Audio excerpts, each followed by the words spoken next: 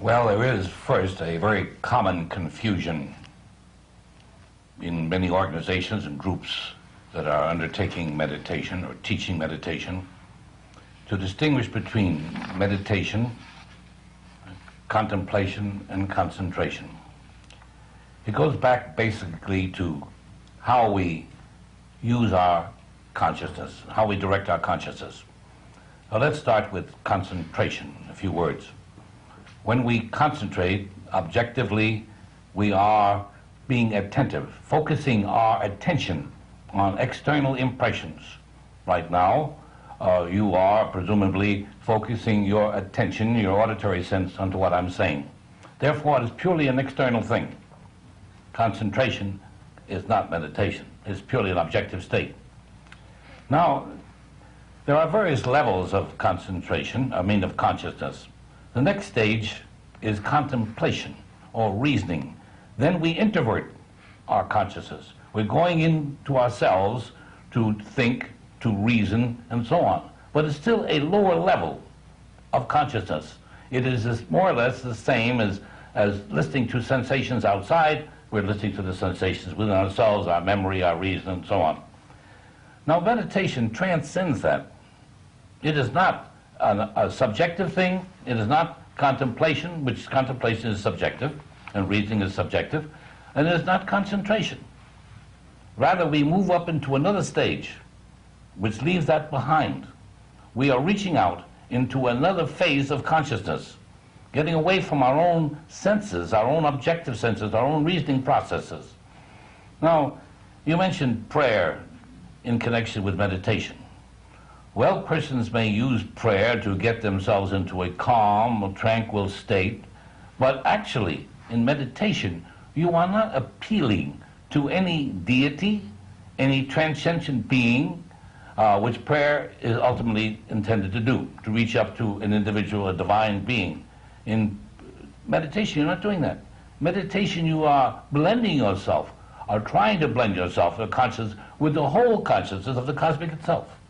So would you say then that perhaps there's a different point of view expressed with prayer and meditation? On one hand, with prayer, we are petitioning for the intercession of some being so that we might experience enlightenment. Whereas with meditation, we come from the standpoint that we have the right to enlightenment. That's right. And that right is an instinctive part of our nature. That's correct. And that we can have it within us at any time. That's right. Prayer definitely is of three specific kinds. It's a prayer of intercession, where you're asking for help to intercede on the part of a divine personality or power, or prayer is one of confession, when you are admitting that you have done wrong and you feel you must come clean-handed before the supreme power. And the third type of prayer is for adoration, when you're offering praise and so on and glory to the sort. And it's an entirely different thing. Okay, then, if we were to put one label on meditation, what would the purpose of meditation be?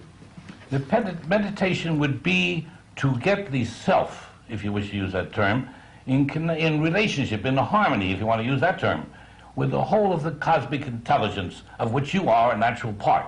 To lose yourself in the physical self, your objective self, in that, and to be aware of that unity, that oneness.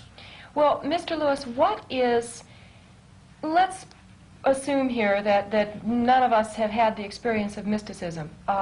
If I had a truly mystical experience, what would it be? What would I feel? What would I experience? Well, now you're speaking to mysticism as a way for meditation itself.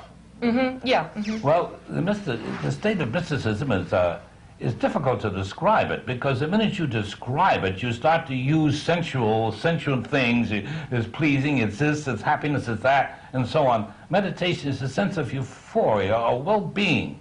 It's an ecstasy, that ecstatic feeling that you can hardly describe. But there is a sense of a complete oneness, a dropping away of all of the tribulations, of the worries, and of trying to bring things to a finite nature. You feel yourself in a oneness that you are part of everything, and yet no particular agitation or imperturbability. Now that's difficult to say. It's like a contradiction. It's like a person saying, "Oh, what did you experience in the sunset?" Don't tell me about the colors, because that's purely objective. What did you experience? Well, it was an emotional thing. Well, it is too. This is emotional. But it's a higher sense of emotion that you can't say it's fear, it's anxiety, it's pure pleasure, or so on like that. It's a difficult state. So there seems to be a kind of a contradiction, because on the one hand, it appears to be a rather active experience, dynamic experience. It's a dynamic experience. And yet, it's one of complete rest or peace or oneness. Well, so there's a term called dynamic silence in connection with meditation. Now that seems a bit, silence and dynamic seems a little bit incongruous. Dynamic is something active and so on, and silence really means something of inertia, lack of sound, and so on like that. But in this sense, meditation, it means the silence means that you have laid to rest. You are free for the moment from the objective, from the subjective aspects, but there is a dynamic action of the whole psychic self, in the sense that there's dynamic in the sense there's no limitations, that you are not held in, you're not a captive by your physical body or mind, and you're reaching out in oneness. That is the dynamic aspect of it. Because otherwise, if you're in inertia, you're arrested. If you're arrested, you can't meditate, you can't move out. Now, I remember reading something